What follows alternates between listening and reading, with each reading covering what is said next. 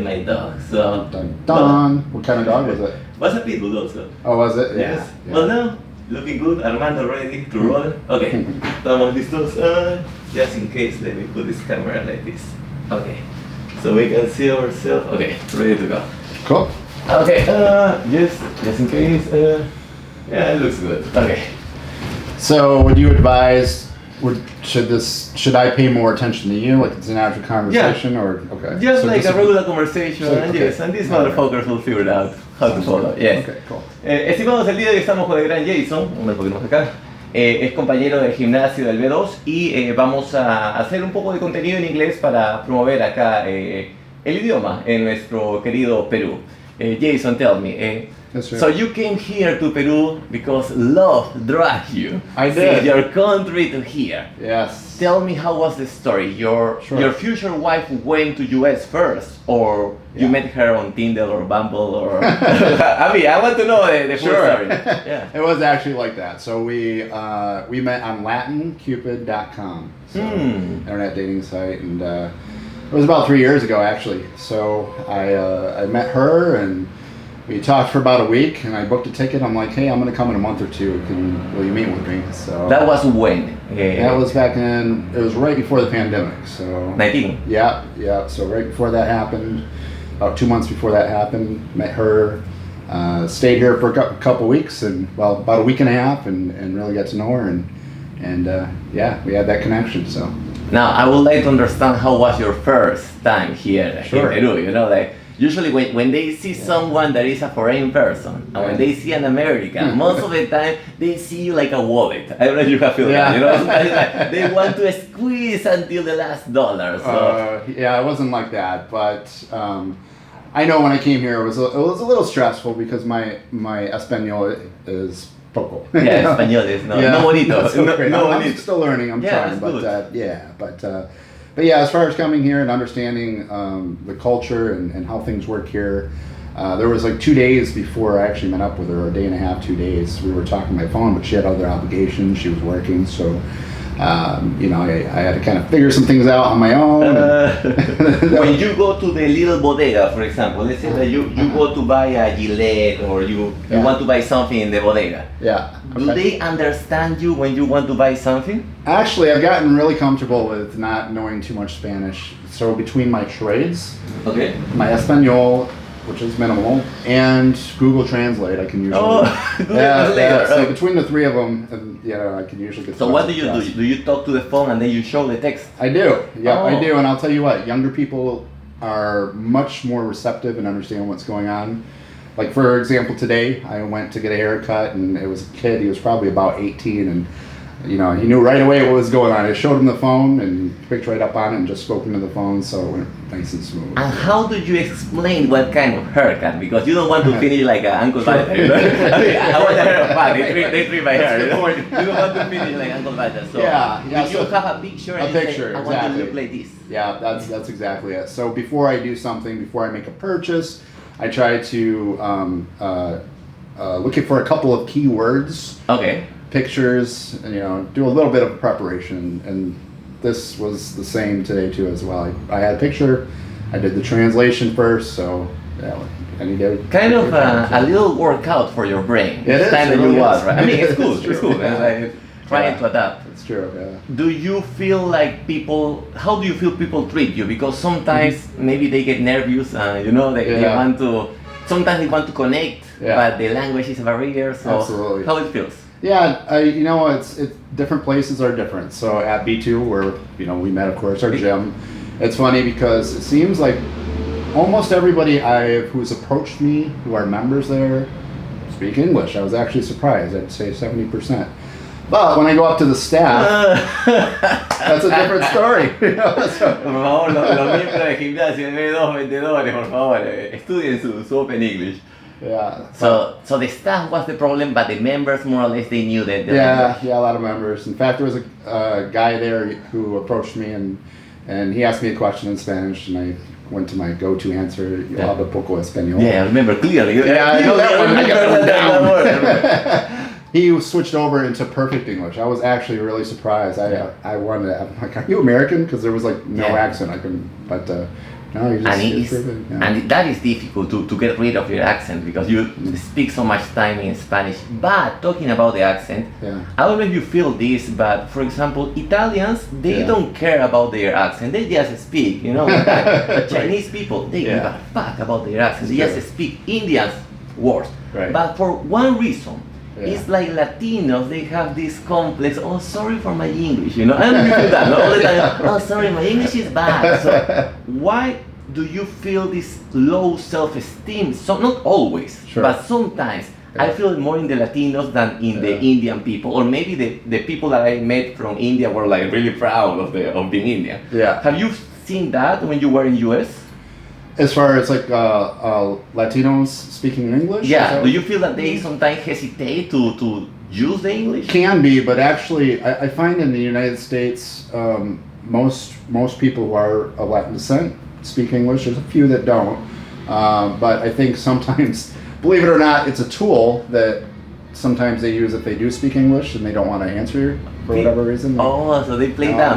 No hablo inglés, no hablo, you know. Oh. Yeah, so, but yeah, you know, I find that most people, even, I've been to Mexico a lot, you know, that's where first Latin American country. What city? I hope Tijuana is not one of them. Well, not Tijuana, Cabo San Lucas, I pretty much all the tourist cities, Veracruz, Cozumel. I used to work on the cruise ships, so my first exposure to Latin culture was Mexican, in Mexico. So the first time I went to Spain, I heard them speaking Espanol.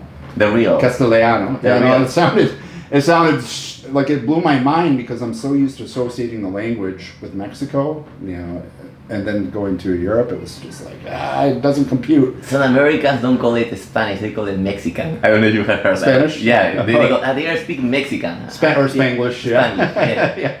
So now everybody is moving, not everybody, but a lot of Americans are moving to Mexico. Yeah. Maybe it's because you can work online. Yeah. I believe it's your case too, right? Yeah, you're working online. It's true, yeah. My company allowed me to come down here for 6 months and work while I'm, you know, establishing my relationship and I'm about to get married. Did you explain that to them? You know, I want to build something, so please support my life, my romantic life. I don't want to live virgin. You know? Actually, what it was is there were two other people. We had a guy who is Mexican, but he's been an American citizen for 5 or 6 years. He went down and worked in Mexico. That's where his family is. And then there was another guy too. He works in IT on the computers, and he went to Brazil for 4 months. So when I had the idea to do it, I'm like, well, I guess I'm not the first person, you know, so. You had a precedent. There was a previous case. Right. You don't want to be the guinea pig who That's right. the waters. But because of me, they had to write rules and a policy because of it, you know, so. So they're like, okay, go for 6 months, we'll see how it goes. And so far it's been pretty awesome. Some companies hesitate to allow employees to, you know, work online and even work abroad, we would say it. Yeah.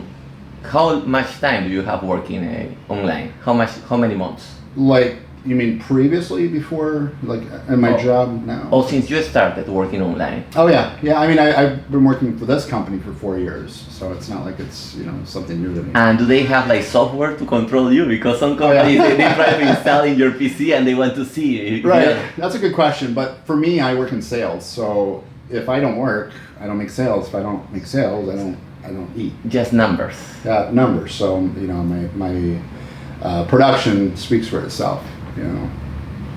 So I don't know how it's in US, but here in Latin America, many times people go to sales because they cannot get a job. But once that they get the sales job, they realize that it's kind of the best option because the more that you work, you can make more money. It's true. It's up to you, and you can develop a skill that then you can move that to a freelancer career or something like that. Yeah, and the same is true.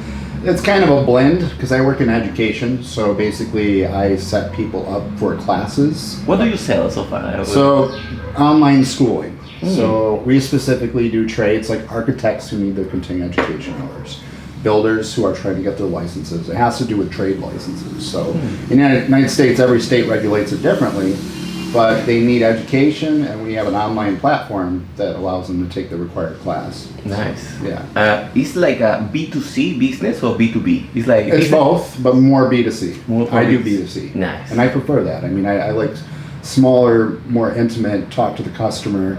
There's a little bit of B2B, but I prefer talking with the customer in smaller, shorter sales. So. B2B, the beauty of B2B is that you need less customers, but it's kind of more stressful because if you lose that customer, absolutely. But yeah, with true. B2C, little fishes here and there. That's right. Yeah, exactly. There. Another question would be, what do you think here in Peru? What things we can improve as a society to have more digital nomads here? What can you improve? What was that last part? To have more digital nomads, more people that work online coming here, like you.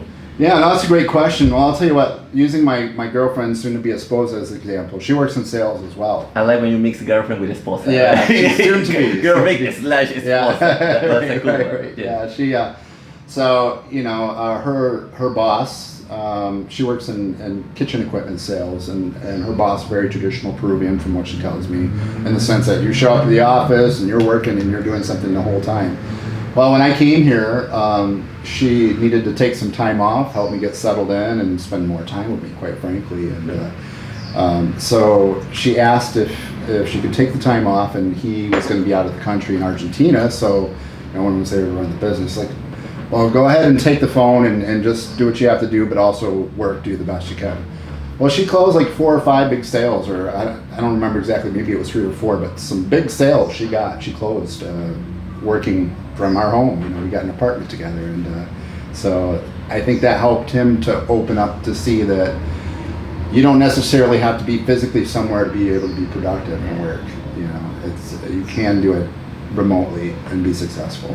That's something here that many companies, boss, they want to see you working. It's more than the result, Right. I want you sweating. I want to see you sweating to justify each cent that I pay into you. Yeah. But also that can be connected to the low work ethic that many people have, because if we could trust that people are not going to be moving their social media, scrolling the screen, but that is kind of difficult. Yeah. I want to know about your fitness life, because I see people working out at the gym and they are scratching their body. Casual. They don't even sweat, and that's hard to believe now in summer. Yeah. When you work out, you do it fast and you keep a high intensity. I try. I do my best. First, what is the motivation? Because you need something in your mind before going to the gym, or you just kind of flow and just feel it and to be honest, my workouts have traditionally been I plan it, I write it down, I do what sometimes I'll visualize it.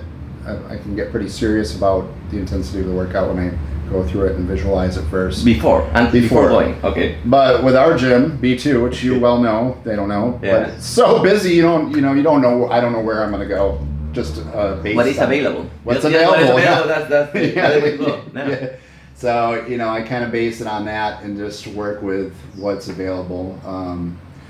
But I think too, getting older, like when I was in my 20s and 30s, my workouts were different than it is now. So I have to be more accepting of myself to sometimes take a little bit longer breaks in between sets. Instead of 1 minute, it's 2 or 2.5 minutes if I want to go heavy. Some people take 5 minutes. Yeah. Some people take. When you say 2 minutes, like wow, it's enough. No, some people are taking pictures, like Remember the problem that I had.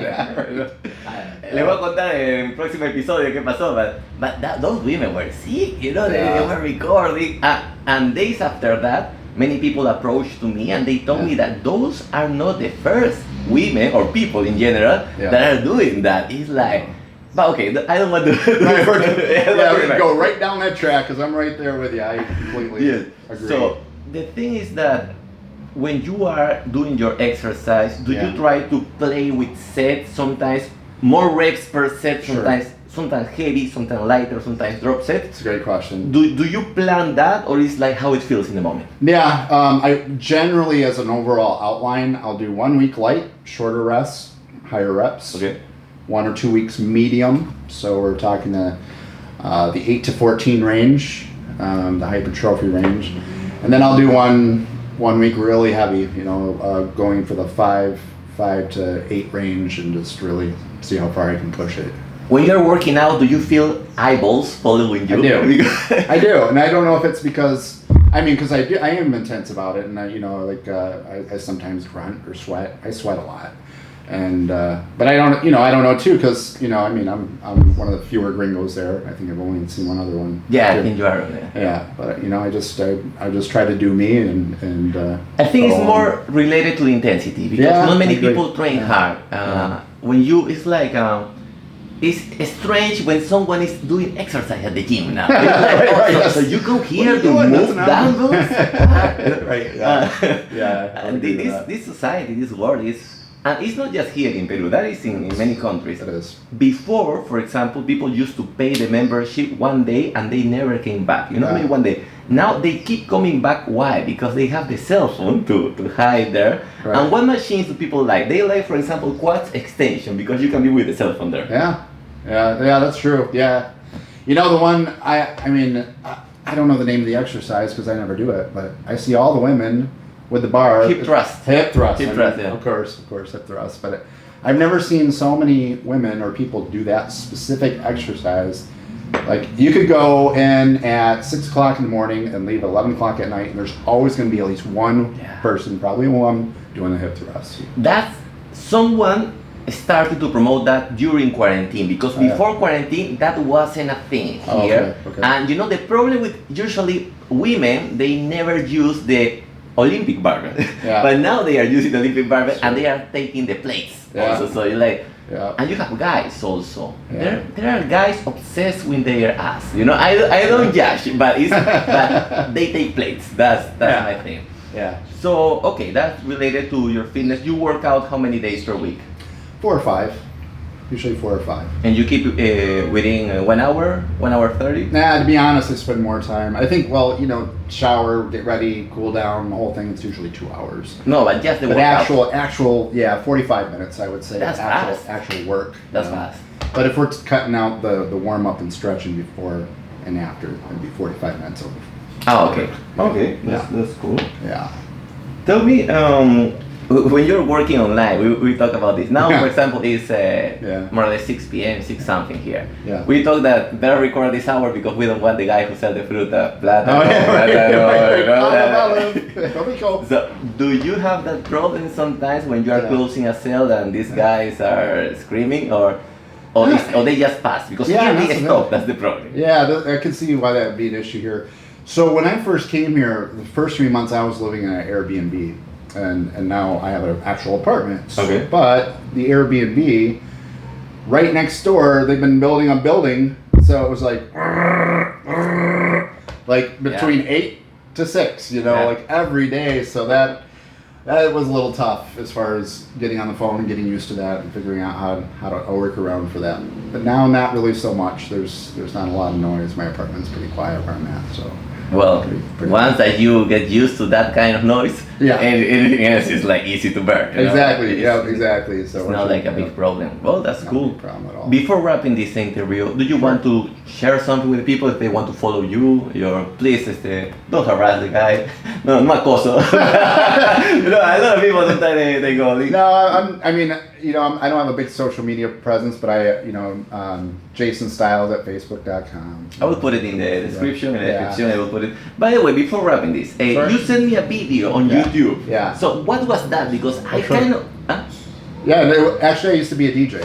You were a DJ. Yeah, I worked for the cruise lines as a DJ for a few years. So. Okay, but was kind of a DJ and a host at the same time. Show host. Yep. So all the hats you have to. Yeah, exactly. Right. So assistant cruise director. I kind of moved up into that. So I would intro some of the shows, and I did bingo. I don't know if you saw that in the video, but also DJ, actually pushing the buttons, getting people to dance, being a dance instructor. It's doing all of it. So that was a pretty. So you were like bingo manager, DJ,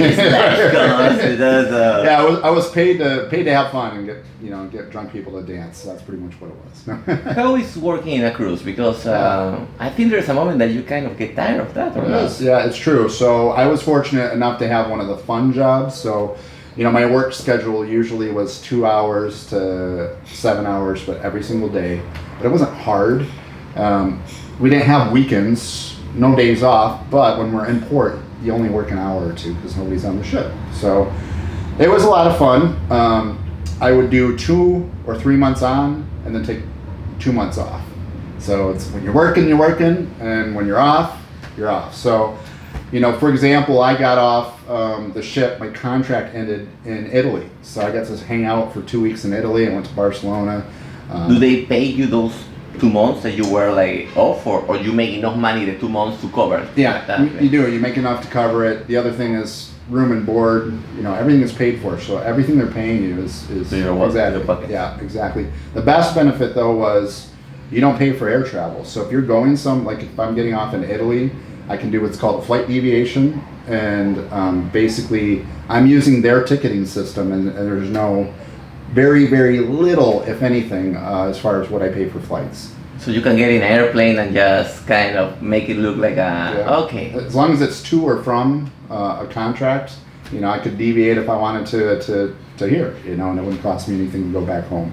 Nice, yeah. Nice. So, when I was in US long time ago, 2008, I remember, there was this culture of work hard, play hard, And when I came back, I got that ethic. It's like, you work and then you enjoy. But here was a lot like, just enjoy, just play hard, without working hard. Okay. But now I understand that in the US, the things are not the same that they used to be. No, People have relaxed, kind of, like we are the best country, so, we should receive everything.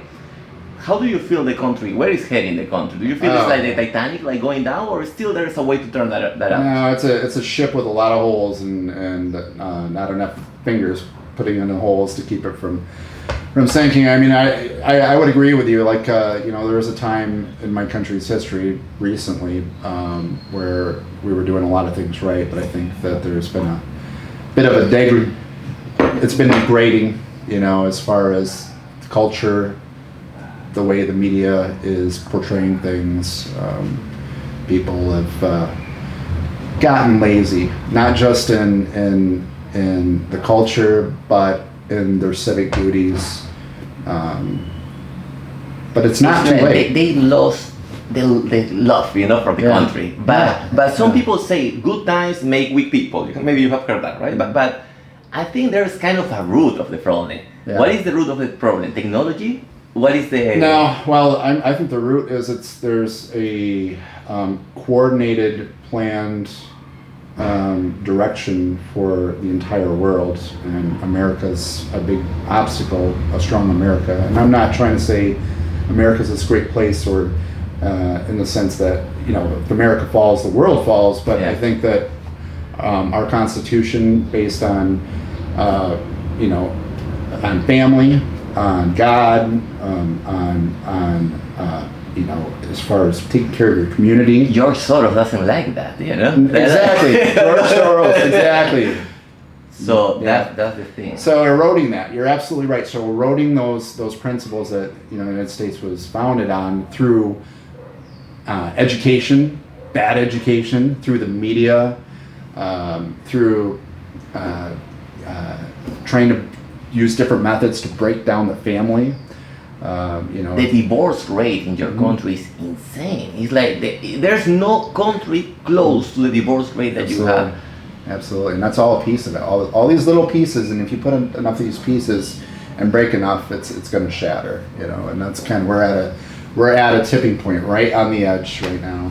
As from my country. They should take the teenagers, send them here to Latin America or to Africa for 1 year. Yeah. 1 year, work here, live here. Yeah. They come back, they will love the country. they will wear the American flag all the fucking day. Yeah. But they don't have something to compare with. It's like, there must be let's play the socialism, the whole thing. Well, and you're right. I think traveling, no matter where you're from, you travel to a different place, it's so educational. So educational. There's a lot of Americans, so many Americans that haven't been out of the country, haven't even been to Mexico or maybe Canada, but I think it's very educational and really expands people's consciousness of what else is out there.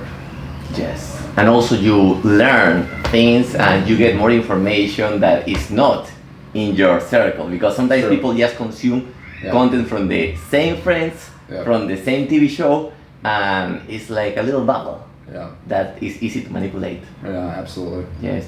Well, Jason, thank you for your time. My pleasure. Yeah, thank you. Thanks for having me. Si quieren seguirlo a Jason, voy a poner ahí sus datos, no la cosa, ya saben, es para practicar inglés. Gracias, Jason, te pasaste. Gracias. Let me turn the show.